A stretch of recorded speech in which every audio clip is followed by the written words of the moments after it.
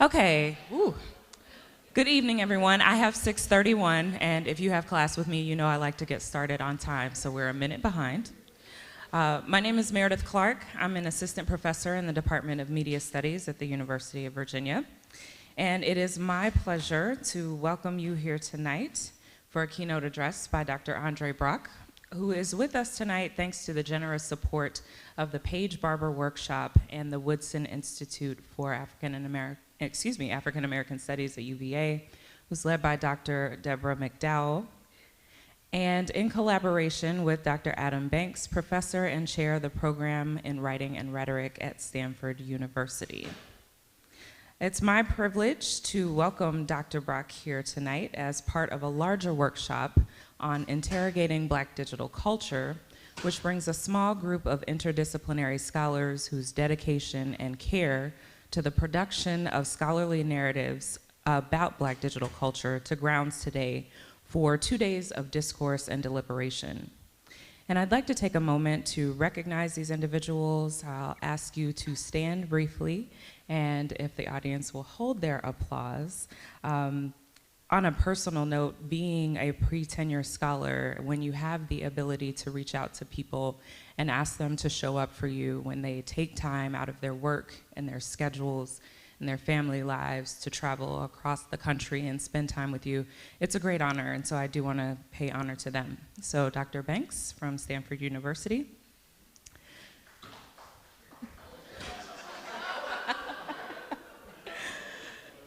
Dr. A.D. Carson here at the University of Virginia.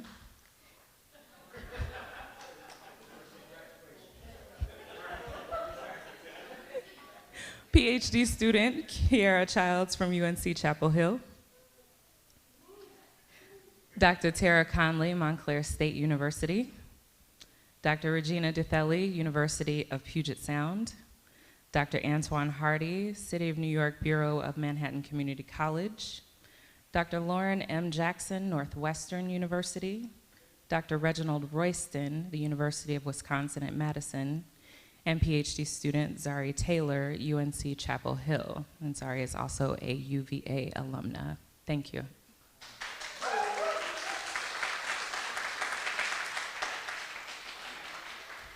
Right, on to our introduction. So Dr. Andre L. Brock Jr., I did not realize you were a junior, is an associate professor in the School of Literature, Media, and Communication at Georgia Tech. He's an interdisciplinary scholar with a master's in English and Rhetoric from Carnegie Mellon University and a PhD in Library and Information Science from the University of Illinois at Urbana-Champaign. He developed critical technocultural discourse analysis, a multimodal analytic technique for the investigation of internet and digital phenomena, artifacts, and culture. It integrates an analysis of the technological artifact and user discourse framed by cultural theory to unpack connections between form, function, belief, and meaning of information and communication technologies, or ICTs. His scholarship includes published articles on racial representations in video games, Black women and weblogs, whiteness, Blackness, and digital technoculture, as well as his groundbreaking research on Black Twitter. His article, From the Black Hand Side, Twitter as Cultural Conversation, challenged social science and communication research to confront the ways in which the field preserved, quote, a colorblind perspective on the online endeavors by normalizing whiteness and othering everyone else, end quote, and sparked a conversation that continues to evolve. Dr. Brock is a husband and father who loves house music. He is an uncompromising teacher and a generous mentor.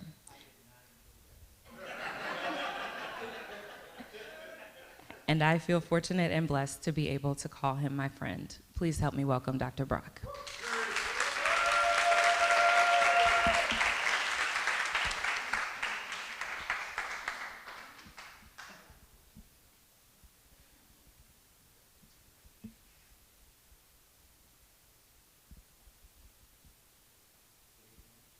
Let's try this again. Good evening.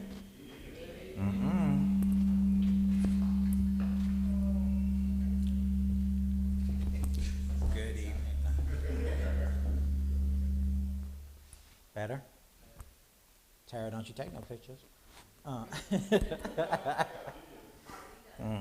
right. So I have not been to a black church in decades because I don't want to get struck down, but I still follow the black church tradition. So if I say good evening, I expect y'all to respond in a likewise manner. So good evening. Now that you have been liquored up and fed properly with your wine and your scrimps, let's talk a little bit about the thing that they brought me here for. So before I begin properly, I want to thank Dr. Meredith Clark, Dr. Adam Banks, Dr. Deborah McDowell, the Carter G. Woodson Institute, the Department of Media Studies here at UVA, plus all the cool people I know that have come out to see me even though they didn't have to. So I really appreciate y'all, especially faculty who live in the area who have other things to do at night. I'm so glad that y'all are here.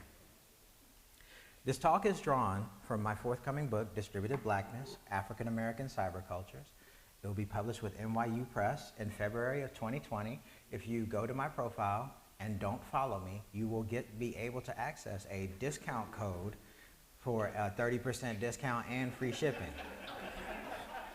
Did I say don't follow me? I meant to say don't follow me. Right. The cover art, which I have on this slide here, was done by the amazing artist Paul Davey, who can be found on deviantart.com and under the name Madahan. In the book, I employ a qualitative technique that I've named Critical Technocultural Discourse Analysis, or CTDA, to analyze black digital practices, racialized digital artifacts, and beliefs about black folk and the digital. Today, I'd like to introduce you to some of the theoretical insights I've gleaned while studying the digital and black digital cultures. I have long been bemused by the connotation of race in information studies and elsewhere. Last time I gave this talk, we were doing Communications So White at ICA, and that was revelatory in many ways, right? As Richard Dyer notes, race is something that non-whites have, leaving whiteness to be unmarked and normal. The central claim of my book, and the one that my peer reviewers had a lot of trouble with, is that black folk have a natural affinity for the internet and digital media. By natural, I am not arguing that internet use, like basketball and twerking, is an essential quality of blackness. Essentialism, as many of you know, for non-whites has a long pejorative history within Western culture. Only non-white bodies suffer reduction to a perceived intrinsic characteristic. Instead, my claim is pragmatic. Black expressivity is rightly lauded in literature and in art, but black linguistic expression is denigrated in modern, specifically technical and professional society, right? Indeed, black identity is associated with many things, but the internet, or more specifically the expertise in information and communication technology practice, is not one of them. My claim is also ecological, that black folk have made the internet a black space, whose contours have become visible through sociality and distributed digital practice, while decentering whiteness in some ways as the default internet identity. Moreover, I'm arguing that black folks' natural internet affinity is as much about how black folk understand and employ digital artifacts and practices as it is about how blackness is constituted within the material and virtual worlds of the internet itself. I'm naming these black digital practices, online spaces, racial enactments and performances, and cultural phenomena online as black cyberculture. Some of you may be familiar with the theory of Afro Pessimism, which is argued by Frank Wilderson and others, trades upon Orlando Patterson's concept of blackness as social death. That is, because black folk have no legible stature in the West as political agents, they have no inalienable rights to black cultural production. Moreover, blackness in online spaces and elsewhere is often immediately captured, on fleek, right, by Western culture through capitalism's reconfiguration of arts and letters as content, leaving black folk in the trap, with little possibilities of aesthetics, authorship, or emancipation from modernity. I operate instead from an Afro-optimistic perspective, which argues that blackness is a celebration of life and recovery from the desiccation of Western technoculture. So rather than focus on emancipation through appropriate digital practice, you know, chicken sandwiches and voting lines, my pressing concern for crafting a theory of black technoculture is to express the vitality and the joy of black uses of information and communication technologies, but many other technologies of the day, the curling iron, right? the closure. I don't know why it's called the closure, but there are many other things that are quotidian technologies that we excel in using. While these libidinal impulses may become commodified or surveilled, they are para-ontological in that the embodied cognition they express pre-exists the platforms upon which they are published, visible, and deemed appropriate for consumption. So, who's technoculture? Joel Dienerstein argues that technoculture can be understood as the beliefs, the relations between, and the politics of culture and technology. And he says that technology is the American origin story, the cosmogony, and the imperialistic rationale. I list here his really excellent for me, Western Technocultural Matrix, which lists the libidinal tensions that power beliefs about technology in the West: progress, religion, modernity, masculinity, whiteness, and the future. From this position, however, technoculture tricks upon the racial identity of whiteness and white racial ideology in the guise of enterprise, transcendence, and rationality, which become the normative warrants for technology use. But all technology users aren't white or Western. So for me, it becomes necessary to interrogate the ways in which black culture, note, you have to make me take a shot for every time I say the ways in which. I try to get it out of here, but it's not happening. Right. So it becomes necessary to interrogate how black culture makes sense of itself as users and as subjects within technological artifacts, services, and platforms in this specific socio-historical context. Reorienting technoculture to incorporate blackness invites an inquiry into the possibilities of blackness as technology. But we've seen how that works. We've seen Tuskegee, right? We've seen how kids end up in cages, right? So it's definitely a hard road to hoe. How to articulate then a black presence in a technoculture designed around our chattel origins and political death? One way to begin answering this question starts with a callback to a seminal black print cultural artifact, the Green Book. As you remember, this critically acclaimed movie featured a white protagonist helping a black man discover his blackness on a road trip through the South. Oh wait, that's not the right one. As many of you tell your students intent on studying modern cultural phenomena, you must start with the primary source material. For my book, in this case, it's Victor Green's Negro Motorist Green Book. For those who are interested in exploring it further, you can find scanned editions available for free on the New York Public Library website. On first glance, the Negro Motorist Green Book, or NGB, because that's a lot of words, is just a book, a directory of black businesses published by blacks for blacks long before FUBU and long before the internet. It has been argued for as a tool to resist postbellum legacies and Jim Crow realities of white racial violence and hegemony. And I agree, but I also would like you to consider the NGB as one of the first cultural-oriented network browsers. The network in this instance is the United States highway system, a developing infrastructure tailored for the exponentially growing numbers of automobile owners seeking commerce and leisure. As early as the 1910s, black drivers saw automobile ownership as a pathway to personal mobility, technological expertise, and a sign of belonging to the burgeoning middle class that was laden with the attendant properties of racial uplift ideology. Right? The NGB imagined the United States highway system as a black technological network, not as an Afro-future, but as a present-day marvel containing possibilities for spanning time and space, while experiencing joy and limiting, but not erasing, possibilities for violence. Arguing for the NGB as distributed blackness, an informational artifact linking black information seekers to black cultural resources then, seems like a no-brainer to me. The NGB was the Google of its time, or more appropriately, the Yahoo Open Directory project of its time. For you old heads, the young folk might not know what I'm talking about. So they used to be, before Google, we had to go to Yahoo, who hired people to search the web and say what was interesting for us. It was a chaotic time, right? But the NGB is a search engine for those seeking culturally vital, protective, and vivifying information. For today's society, the web, social media, and online spaces can also be conceptualized as a distributed black technological network. Reorienting technoculture, then, to incorporate black agency invites an inquiry into the possibilities of blackness as technology, properly speaking. Not black bodies, we've been there and done that, right? But Blackness as an innovative technology and technological space, similar to how Blackness signals the best of American entertainment and culture through achievement and through surviving the everyday.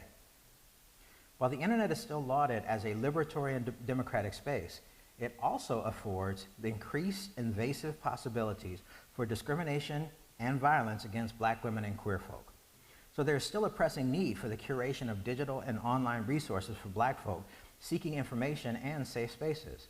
In short, network cultural information, or as my book is titled, Distributed Blackness, is essential to Black identity in the form of resources for identification, community, self-defense, joy, resistance, aesthetics, and more. So back when I was talking about Western technoculture, I got slick, and I renamed beliefs as libidinal tensions. But I realized that everybody doesn't read Leotard for fun. So let me try to explain. Belief is an underappreciated aspect of technology. I'll offer you a brief example. Apple released a slew of products last week, and if you look back at the coverage of the event, you'll find that reviewers commented on the iPhone features and aesthetics, the ugly camera bump, right, the lack of innovation compared to other phones, while snidely disparaging iPhone buyers as people with more money than sense, more concerned with aesthetics than productivity or utility. These beliefs about Apple users, and indeed the beliefs about any particular technology users, even today, my undergrads still think that Android users are better equipped to handle phones because Android phones are more customizable. I'm like, so you change your home screen, now you're a coder? Like that. But these beliefs are integral to how we understand products, tech products, how they work, and the industry overall. So to examine belief as tech, I needed to operationalize. Sorry for the social scientist moment, right? I turned to libidinal economy. The libidinal, according to Leotard, is an excess of life and life energies, describing sociality and affective tensions that cannot be assigned a use value, like love, right? I see Blackness and its revivification of itself under overwhelming circumstances as also embodying an excess of life, expressed through the banal and mundane moments of everyday life. Libidinal economy then offers a powerful counter to the rationalistic, capitalistic, and modernist influences powering political economies of information technologies. These influences draw upon beliefs about white folk as appropriate users and productivity and innovation as appropriate tech outcomes. And I say this because I came up in New York in the 90s and everybody had a two-way pager, but they weren't doctors. They weren't lawyers, right? Q-Tip even had a song, Do You Know the Importance of a Sky Pager, right? And so we have long been users of innovative technologies for our own sociality, right? So I see Blackness, oh wait, I said that. Powerful political economy of information technology. In the process, in the process, people who study tech artifacts and people who build tech artifacts and the policymakers and other organizations that surround them are themselves beholden to certain beliefs about non-white users, leading either to deficit models of technology use or conversely to glorifying non-white capacities for resistance, right? So think of the Arab Spring. Libidinal economy makes clear the effective tensions undergirding modernity and Western technoculture, but also provides a path towards conceptualizing Black technology use as a space for the Black quotidian. Thank you, Kiara. Right? And the celebration of making it through another day. The libidinal is not precognition, nor is it pre-intention. Instead, you should understand it as a combustion powering the engine, a visceral, powerful, and necessary component in any figuration. It is infrastructure, invisible to our perceptions, just like the materials and processes that we pass by or utilize every day until a rupture occurs. In many cases, Blackness is that rupture. A libidinal economic perspective on Black technoculture, then, allows for the teasing apart of the multiple reasons behind Black digital practices, distribution, performance, and aggregation across digital and material social structures. So in the book, I talk about racism, I talk about the ratchet or ratchetry, and I talk about respectability. And I see them as interrelated, right? And respectability actually ended up with a chapter of its own because there are so many different ways that the digital has afforded respectability, but also short-circuited respectability discourses by allowing the everyday people to speak back to those who would coerce and discipline us in particular ways, right? So black folk use technologies not designed for or about them in ways that confound traditional technology analyses, and this approach is intended to redress that shortcoming. Did I even write on this slide? Oh, my bad. You just got to listen to me talk. So for a libidinal economy of black technoculture, instead of excess of life, I have instead claimed black pathos as the epistemological standpoint, and thinking Sandra Harding here, right, from which to delineate belief. Black pathos begins with the celebration of black thought, not solely as joy, but in the fact of its embodied black existence. It is at once a response to the effects of modernity and white supremacy on the black psyche, and a politics of the erotic engaging with honest bodies that like to also fuck, right? Where whiteness gains power from obscuring its internal differences, blackness is a recognition of that which makes black folk different. This approach offers multiple beneficial outcomes. one is a disinvestment in technoculture's substrate of logic, replacing the highly circumscribed, that'll work. Replacing the highly circumcised, positivist, and objective emotional character of logic, or logos, with black embodied cognition allows this inquiry to incorporate analyses of black digital practice engendered by catharsis, by sexuality, by anger, and occasionally by politics. Another outcome is the acknowledgement and theorization of black communal identity as a meaning-making strategy. This allows for understanding blackness as a discourse in conversation with, but not wholly subject to, white supremacist ideology and a refutation of the categorical nature of capitalist identity. Oh, I did have stuff on the slide. I just forgot. So this was my attempt to amuse you.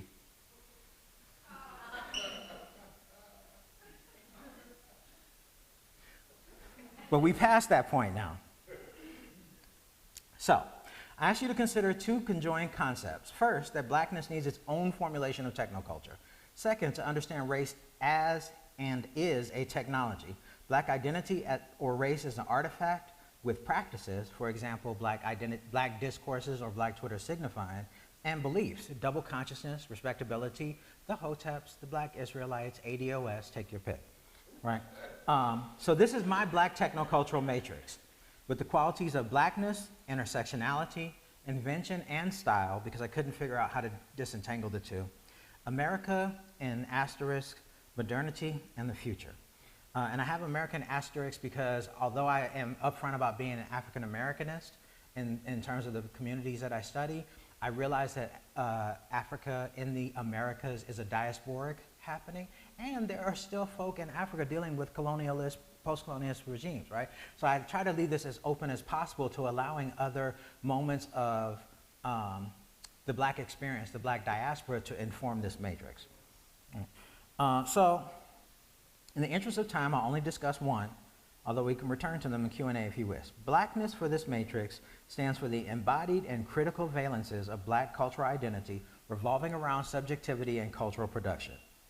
The matrix category of blackness is the communitarian enactment of intentionality across cultural aspects of black culture, or that blackness is irreducibly social, right? So that's just the start. I want to talk briefly about intersectionality, and this stuff is, I haven't discussed this before, so if you have questions, this is the place where you take notes, right?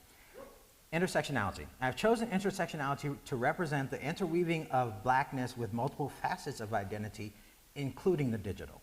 This element recognizes the brilliance of black feminist accomplishments in producing theoretical concepts entailing the complexity of blackness, gender, sexuality, and more, right? While black feminist theory originally crafted intersectionality as an analysis of the intersecting systems of oppression affecting black women, I'm here using the Bra and Phoenix definition of intersectionality because it fits with libidinal economy so well. And Bra and Phoenix argue that intersectionality is a theory of differentiation involving social position and social positioning.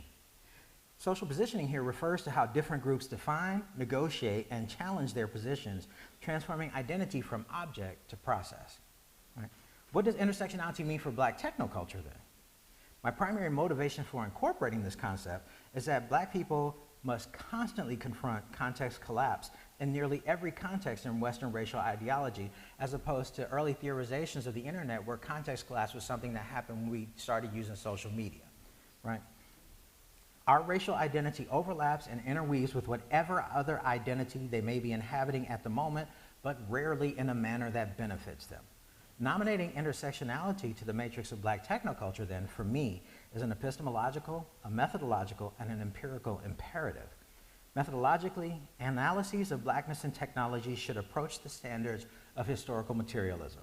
That is, researchers must incorporate historical, economic, cultural, and political context, a hermeneutic, if you will, transforming the analysis from a static observation of Black folks doing tech, right, to a more dynamic investigation of Black folks' relationships and positionality with technology.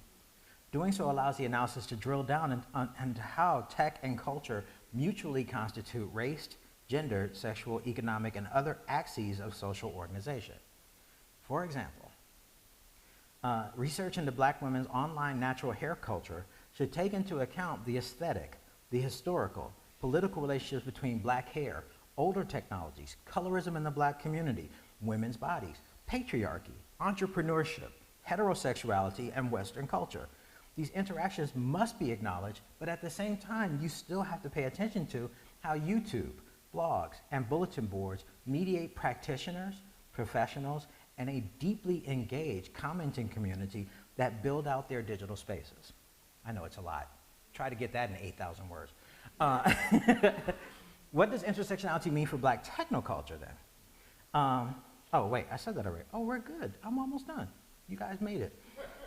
So Black technoculture then sees Black technology use as a relationship between Blackness, American racial ideology, and the technologies themselves. And I draw here also on Charles Mill's argument that race can be ontological without being biological, metaphysical without being physical, existential without being essential, and shaping one's being without being one's shape. Right? I'm going to slide over briefly from technoculture, which I've talked about a lot, to cyberculture, right? And I've been a digital studies scholar from jump, right? And so a lot of this I did autodidact to try to get these things together. So pardon me if it sounds a little like there are gaps in between. One of the reasons why a theory of Black cyberculture is helpful is that information and communication technology affords Blackness space within which it can luxuriate, recover, and grow, enclave from, while still imbricated in white racial ideology. This possibility exists because of the disembodiment enabled by virtuality and simulation. That is, when participating in an online space, Blackness lives as an existential here, right? Largely unrestricted by the fixity and pejorative reduction of the Black body that occurs online, right? So online, I am not only a point of view, I am also a point that is viewed.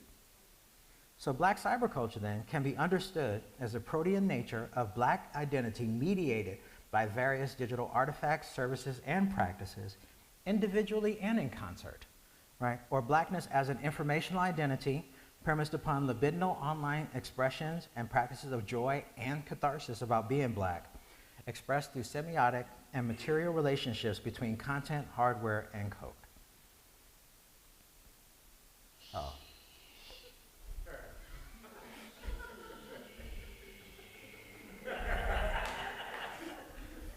I'll go back to that one. I got time. So I have a second example. I mentioned Black pathos earlier as a moment of embodied cognition. Right? And the second example features a Black cult figure, and I'm here citing Christian Warner, and the character actor has become notorious for his expression of amusement, disdain, sarcasm, and cruelty.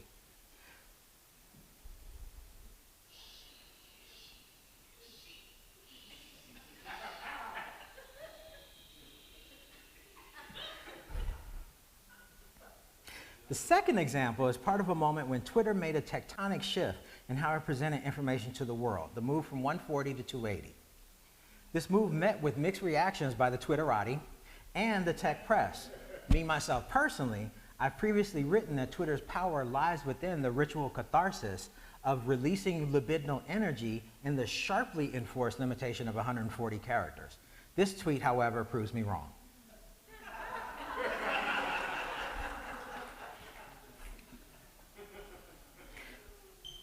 And so part of the discussion we had today, and it's a fair call out, I and others overly focus on Black Twitter, right? Meredith and I definitely are subject to this particular accusation, right? But Black Twitter does something that makes something visible that was not necessarily visible in other spaces, right? And so for Black technological aesthetics, utility and efficiency are not the ultimate aims. Where email is supposed to be an efficient memo, right, that you send to your colleagues, or your grandfather sends you endless old memes, right? Twitter itself is not productive and efficient, which is why half of y'all quit it when it's time to write. And I argue that this is similar to the blues in terms of eschewing utility and efficiency. And I'm citing Ronaldo Walcott here, and he says, I'm sorry, Ronald Walcott. He says, he's describing the blues, and he says, the blues is a struggle to order that space into a distinctive and comprehensive style. Let me try that again. The blues is a struggle to order space into a distinctive and comprehensive style, a style all the more distinctive for its unstinting generosity of spirit and unfailing faithfulness to the complexities of human experience, and comprehensive because it's a product of a vision that accommodates a tragicomic sensibility. The bluesman, then, or the Twitter user, must inhabit so completely the space that one does have, and inhabits it so individually that one does not need to go outward toward the corridor of time to discover possibility. One has found it in one's own depth. Similarly, the expression of style in Black digital practice embodies, abstracts, expresses, and symbolizes a sense of life. That is, the fixed perception of self that has been inflicted upon Black folk by Western technoculture, or the Hail, is a record of what one should be and has been under that regime. Identity and subjectivity, however, are what happens, are what is enacted through what one does after the Hail. So my argument is that style and invention are crucial components of Black identity, thus part of my matrix, and they are how Black folk negotiate the informational and institutional regimes of anti-Blackness. How much time do I have left, Meredith? Where's she at? Good? All right, I'll get one more.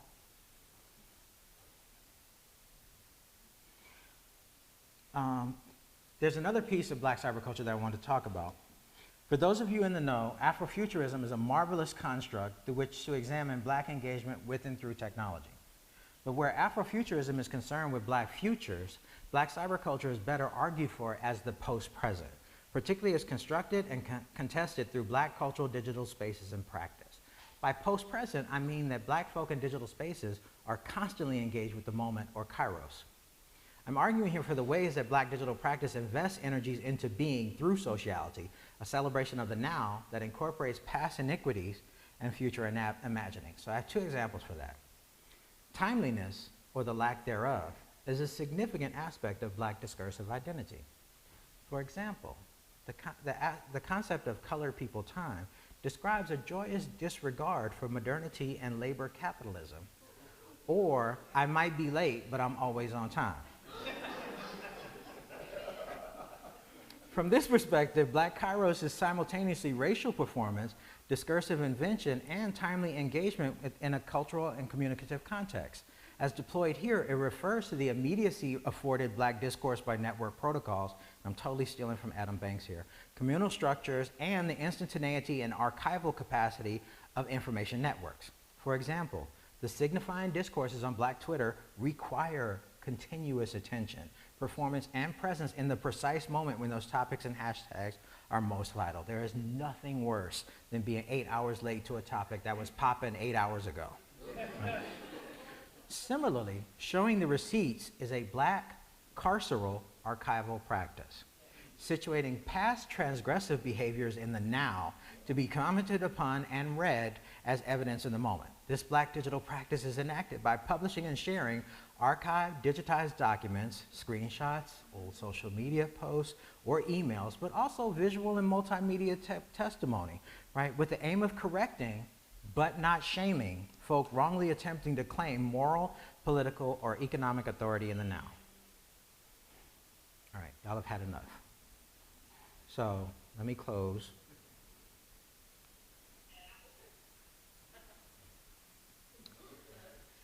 With respect to our current social media context, this is the perfect moment to point out that whiteness draws its energies, its libidinal tensions, from its fraught relationship with anti-Blackness. Whiteness is mad slick, yo. It has a quality that Richard Dyer calls interpretive flexibility, drawing from its position as both the normative state of existence, which allows white racial identity to simultaneously be at the forefront and in the background of any situation, right? Thus, however, raced people can be categorized and collated by race and identity, for example, black feminism, but white folk get to be feminists, right? So as a race scholar, a title that I wear proudly, I understand that my work is often understood as only applying to black folk, but I'd like you to consider that Wendy Chun's argument that race is a technology, and so we have much to do to excavate and make strange whiteness's role in the internet and communication technologies that we use every day. This has never been more clear since the ascendancy of the 45th president, whose Twitter activities have been translated into executive orders, employment mandates, domestic and foreign policy, and even injunctions to the legislative and judicial branches of the government. As with other expressions of white xenophobia, classism, racism, and misogyny online, it is tempting and depressingly common to attribute 45's social media presence to the actions of a deviant individual. As the public intellectual and renowned social justice activist Alyssa Milano recently learned, though, this is the America that she grew up in. Apart from the election of a black president, little has changed. Black people been new. Thank you.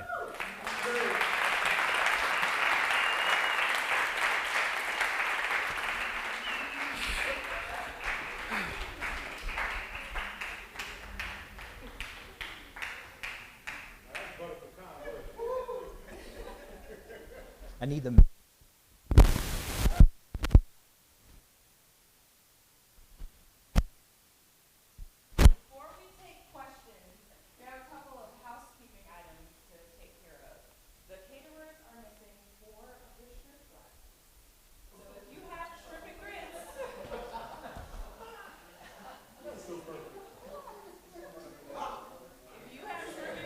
How many napkins are they missing? Let me know so I can collect them. There's one, all right. Tell the truth, shame the devil. Two more. Two more saints. Did you say saints? Stop.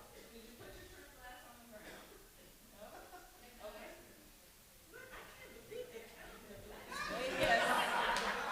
They are.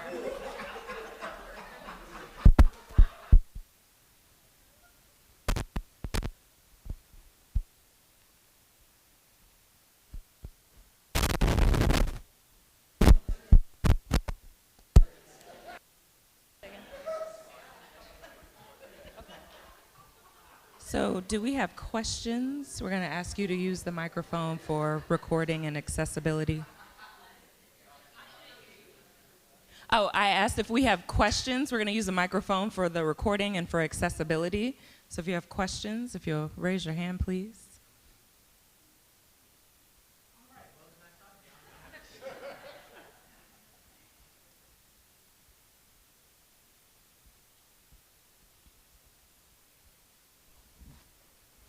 Hello. Hey? First of all, thank no questions. no one else. Okay. Thank you very much for this. So I'm really curious and interested about this railroad spike. I feel like you're driving through both Afro Pessimism and Afro Optimism, and I'm curious how a concept of something like cruel optimism figures into your approach to, not at all, okay, to the internet, which is to say. I don't know Berlant like that. Like, I can't speak to it like that. Okay, so I'll ask my question a different way, Okay. Which is to say, how do you deal with, I guess, negative affect online? So as much as when I log on, and I say log on, but that's already an antiquated term. You don't log on, we're always already on, right? But when I go onto Twitter. That means you don't have a password manager. That's what that means. But when I go onto Twitter, I mean, Twitter's most frequent users, we all call it a hell site. And we all talk about all day how this site is so horrible for us and bad for our health and bad for our mental health and bad for our stress, as much as we also say it's so joyful and fun and it's the reason why the internet is a good place, right? And I'm curious how you deal with plainly just like bad feeling and how that figures into your analytic and how that figures into your conception of a Black pathos. So I don't care about affect. I went to libidinal economy intentionally following the path from Raymond Williams' Structures of Feeling, because I wanted to talk about how the libidinal affected groups as opposed to individuals. So like you might be that one person who needs a trigger warning if I say popcorn, right? But I'm not as concerned about that individual as I am about the larger group dynamics of why popcorn has become something that triggers people over a wall, right? And that's a glib answer, so let me say it a different way. In the book I talk about racial battle fatigue, which is not a term I coined, it's by William Smith. And he talks about the continuing effects of having to deal with the micro and macro aggressions of racism every day. What I find when portions of my Twitter say that the internet is a hell site, they are people who are unwilling or unable to curate that space in ways that lift them up, right? And so in many ways, Twitter to me is that neighborhood where I knew the guy who sold drugs in the corner and shot somebody, but it's also the place where I went to church and got lifted up every week. So it's always going to be this conflicting place where both good and bad things happen. I'm reluctant to label Twitter a hell site, in part because I'm also aware of the technical antecedents of that term. Nobody still knows what Twitter is for, right? So I can't separate the beliefs about Twitter from what Twitter actually is and does. It's kind of hard for me. So the purpose of the book and the reason why I try to be consistent about talking about joy and catharsis is that I recognize that in the guise of sociality, we will not always interact with one another in ways that are uniformly positive, right? But those are still ways that are recognized that we interact with one another, and they're part and parcel of every digital space, not just Twitter. And so it's a tough road to hoe, right? It's a tightrope. Somebody described it as balancing between technological determinism and social constructivism. That's me, right? Right? But I hold on to it because I still think in many ways we're lacking a theorization of what it means for Black folk to consider Twitter a hell site versus how white folk consider Twitter a hell site, right? How men consider a hell site, like men rights activists are complaining that because women say men are trash, that makes Twitter the worst place in the world, and women are like, men are trash, right? And so there are intersectional possibilities for understanding why it may be more overwhelmingly negative for some, but I still think if I focus on that core of Blackness, I get to talk about both the good and the bad aspects, the things that we have to deal with and the things that we bring into the world as a holistic hermeneutic of technological practice. I still hate affect, though.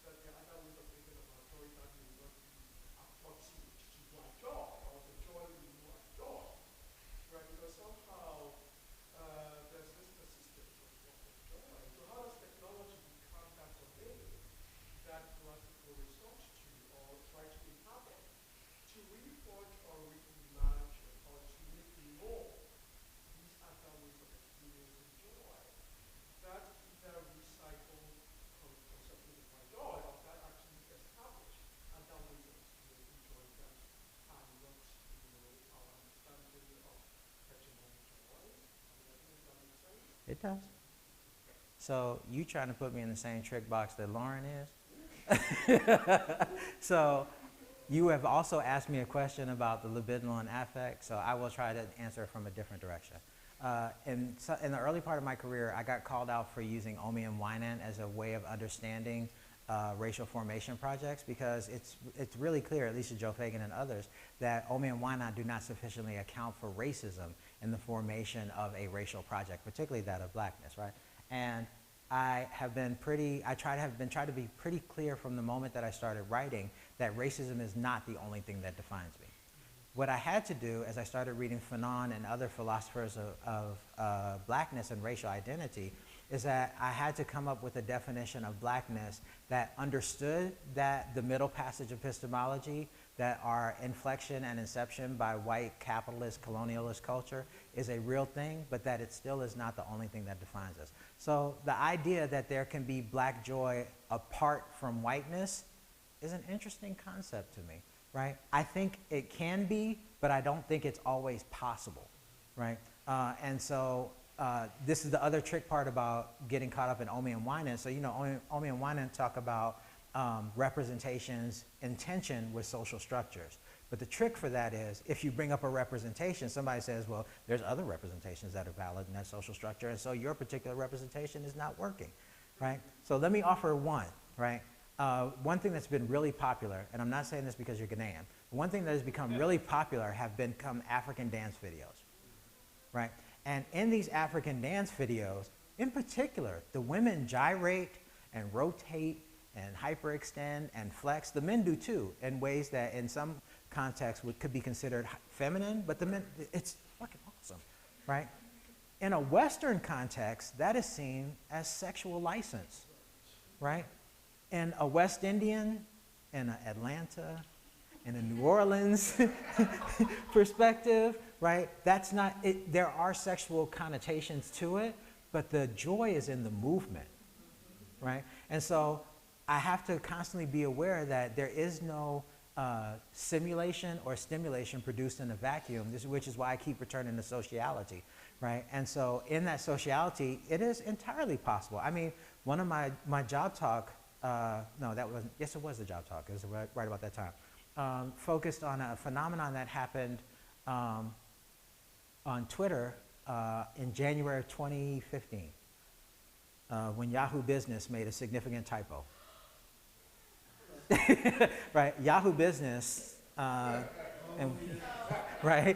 They produced a tweet as, not 2015, it had to be 2016 or 17, right? They produced a tweet that said, in the effort to describe what Trump was going to need to do with military spending, they said, Trump's going to need a nigger navy.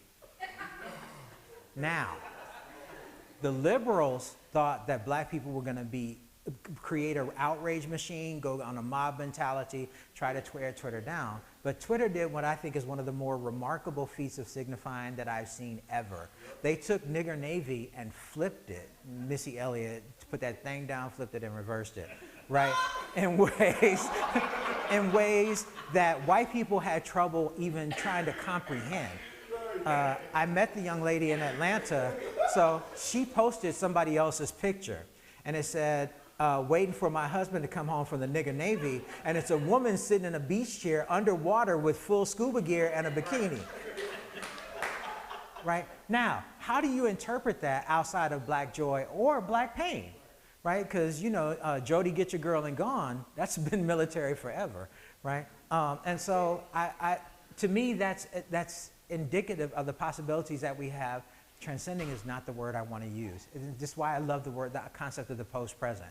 Like, we can sidestep the iniquities that we're dealing with today to take a moment. Du Bois calls it the laborer's laugh on Saturday, right? We can find joy in that moment of discomfort, in that moment of aggression, even if it's just turning, I don't know if y'all saw Phil Goff when he was testifying before Congress, Philip Atiba Goff, and the woman sat next to him and said, there is no evidence that, and he was like, it's a universal, right? But it's not something that white folk necessarily pick up on immediately. So there are moments that are ours and ours alone. And some of those moments are legible across the diaspora, right?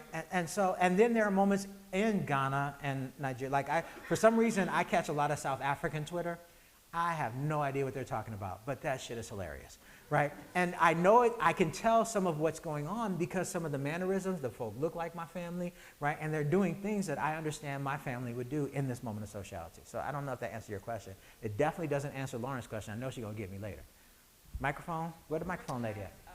Few more questions. We are scheduled to leave this room at 7:30, and I am going to ask the participants of the symposium to hold their questions because we have time together tonight and tomorrow. So I'm drinking tonight. Two more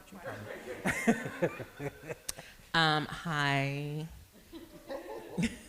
You let Myra have the mic? I was trying to greet him.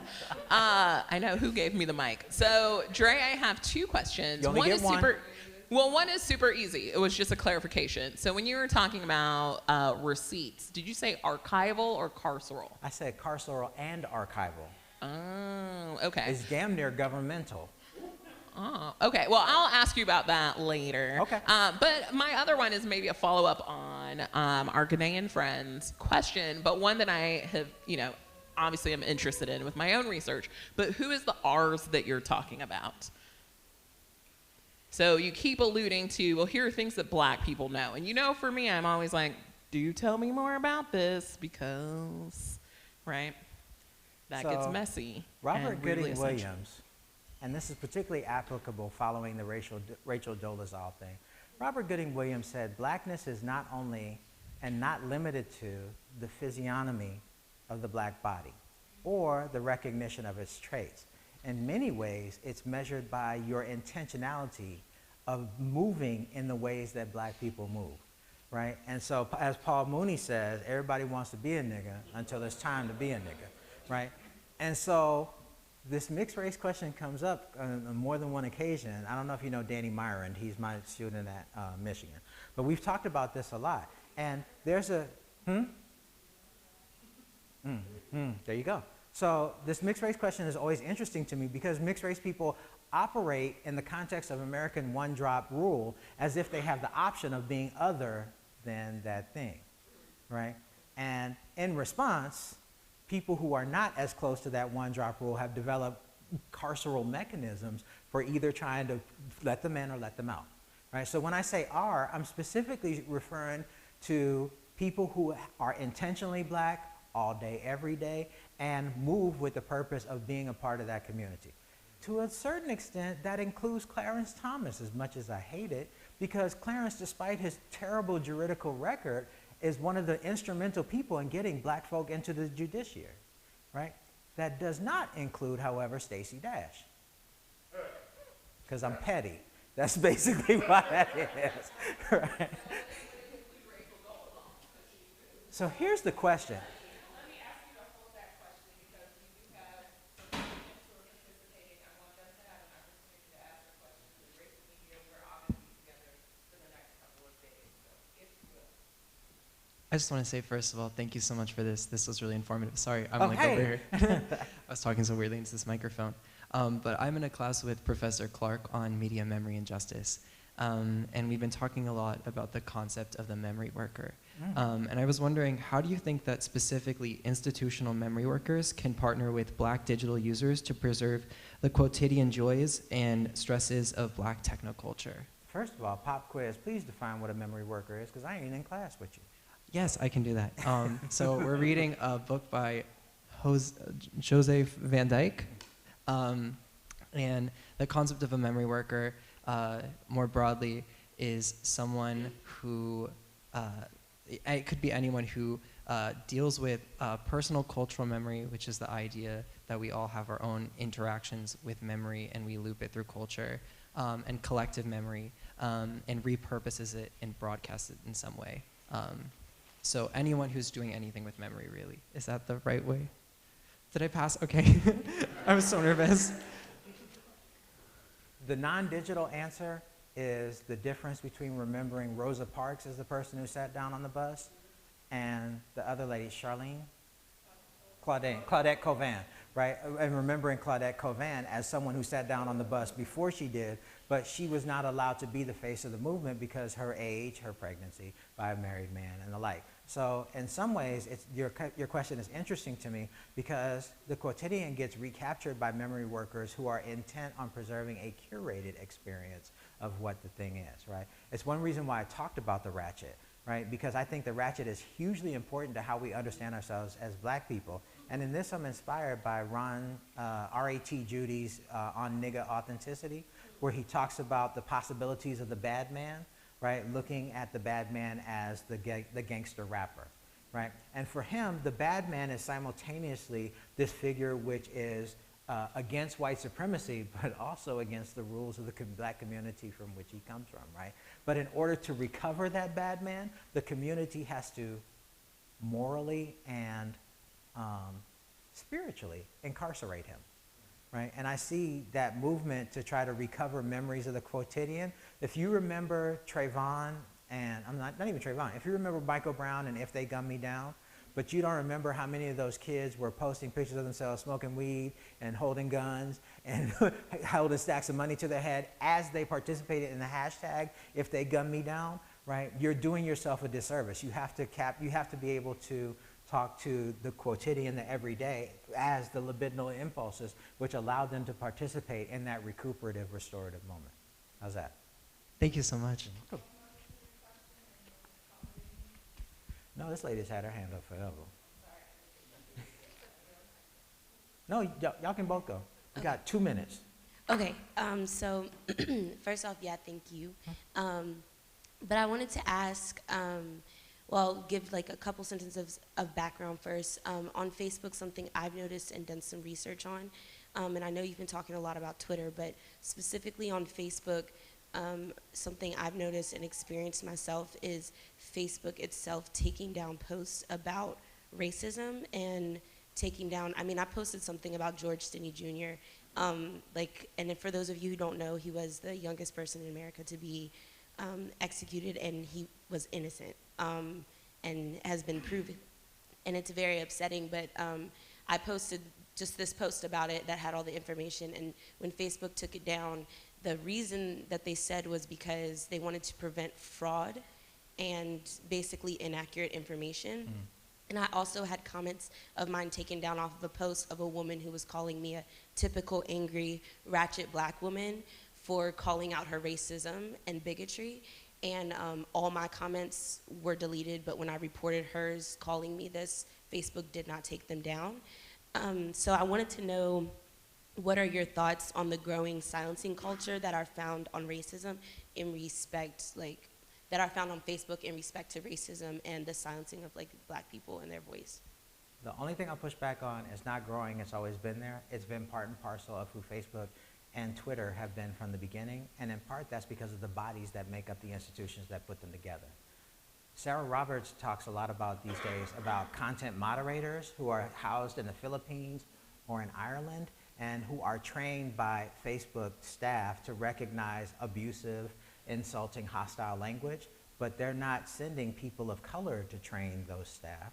They're sending people who are of non-hue, as my friend would say, right, to train them. And so any aggressive action by a Black woman, assertive, because I don't even like the word aggressive, any assertive move that you make to defend yourself is immediately seen as threatening to the white resource that they value, right? Same thing with Jack and Twitter, right? Jack highly values the engagement of the far right and the racist and the xenophobes and President Trump, right? Because that's where the money comes from. Right? And Twitter, even before Trump, had a problem with silencing Black feminists, right, and activists and sex workers who were trying to at least talk through the issues that they were concerned with, even stuff as gentle as misogynoir, right? They were still silencing people around that because those topics do not, one, bring them any money, but two, they have no way of understanding, they have no way of believing that Black folk can contribute positively in a space that is designed for white technocratic gaze in practice. How's that? Okay, this isn't a question, No, just a no, statement. you can't have it. Please, just a quick statement. After. We going, one more? Real quick. Thank you so much for that. Real quickly, it was kind of a follow-up to Kwame's question. So I'm from the Caribbean, and one of the things I'm really interested in is kind of how kind of on Black Twitter, right, kind of queer people get folded in, but also kind of have their own space. And so I'm thinking about opacity, thinking about the part of the joy is to be publicly black in a public space, that your creative and kind of discursive performances might not be understood by the mainstream. And so I wanted to talk a little bit more about that, but also in the context of when, because of popular culture or the prevalence of black Twitter discourse, that white folks get hip to what people are talking about. And so that slippage between privacy, kind of opacity and also kind of clarity. So just a little bit about that, if you don't mind. So one of my brilliant workshop participants put up the video about the young woman asking about, what does Wu Chile mean, right? And so that's one way to address your question. The other way, I'm deeply in love with Daniel Miller and Don Slater's The Internet and Ethnographic Approach, where they looked at Trinidadians, who are one of the most diasporic black populations in the world. Like, there are millions of Trinis in Toronto than there are in Trinidad and Tobago, right? But one of the things he found is that Trinis did not shape themselves to the internet. Trinis did not shape themselves to the internet, they shaped the internet to them. Right, and I hold that same thought in mind when I talk about blackness, right? And so liming, roti, right, carnival, all these things which are important to them, they transpose them to their internet existences.